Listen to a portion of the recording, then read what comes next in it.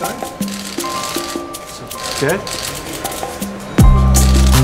Looking good? Yeah, that was what I was expecting. Good. Thank you very much. I also want to thank Bülent Kilic for his challenge. Because I think what he said was what we all feel. When I see all these pictures, I think we humans are completely crazy. Why are we doing this to each other? Why are we allowing these things to continue? And I think we all are here, and the sustained applause I think expressed that very clearly.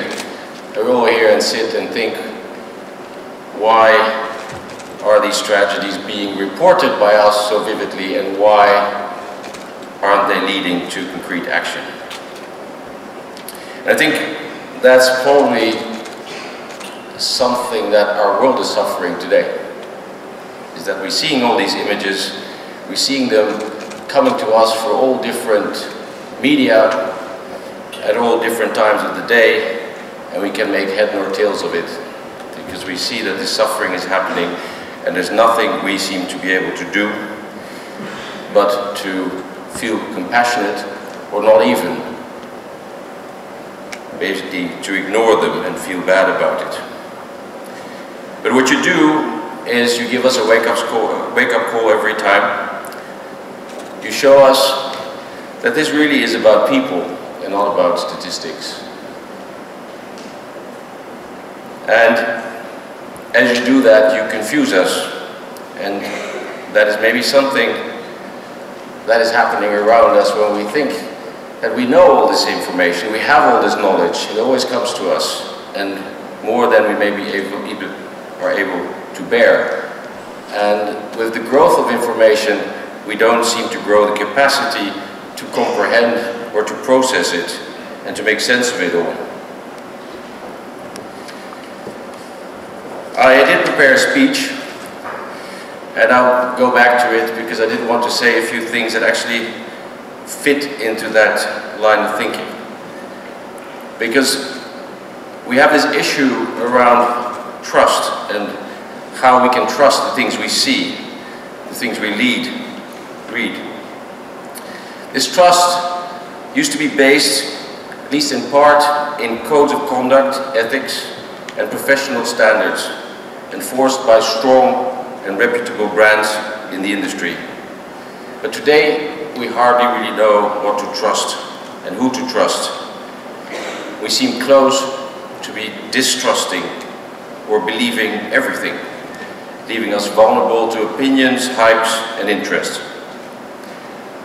World Press Photo Foundation has endeavored relentlessly to uphold the quality, the rigor, and the accountability of the profession in order to strengthen trust in photo and visual journalism.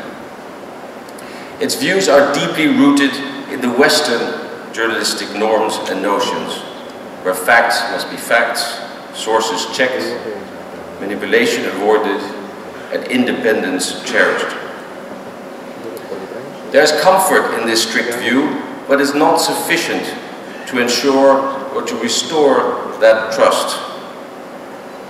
Alternative journalist traditions are emerging, using storytelling, focusing on impact, or presenting subjective personal views, where the author and the photographer's personality and interpretation of the truth is highly valued.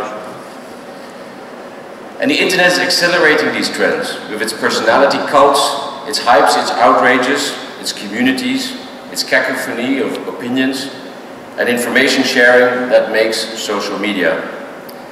And the link between professionalism, presentations of fact, and trust as we knew it is being redefined.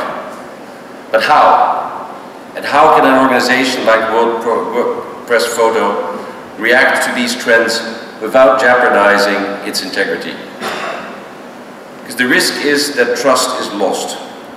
And if that happens, professional visual journalism will become just one media among many, instead of its distinct quality as eyewitness to big and small news.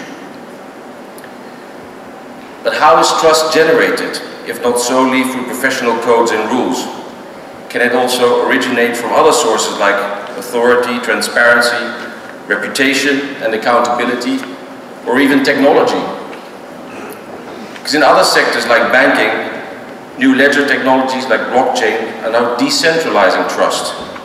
There's no normative framework nor institution, but the internet commons that determine the reliability and authenticity of a party and a transaction.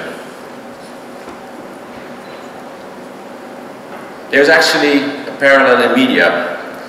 Many incidents now get covered by many sources, mostly amateurs with smartphones, live streamed or posted on the internet, and also CCTV footage.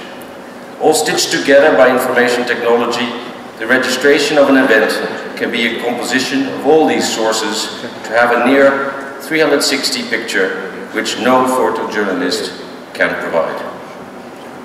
But at the same time, it's void of any interpretation or context or follow-up. What comes after the event, how the impact manifests itself, remains the domain of the trained eye, the informed mind, the professional journalist. And this is where professional ethics help underpin the desire for subjectivity of the photojournalist.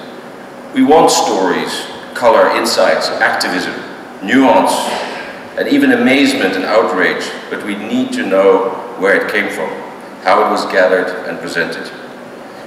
And the integrity of the profession is as important, or maybe even more important than ever. And this year's prize photo is a prime example.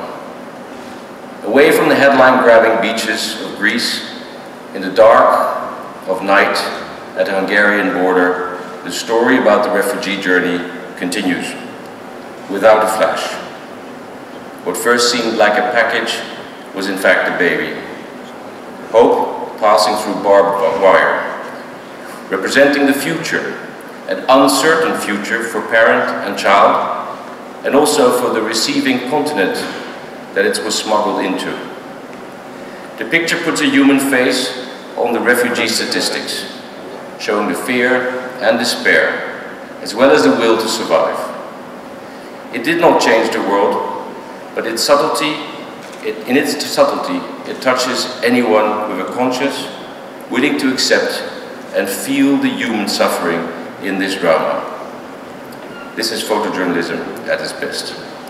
I'd like to invite Warren Richardson, who gave the world this image, to come on stage and receive his prize.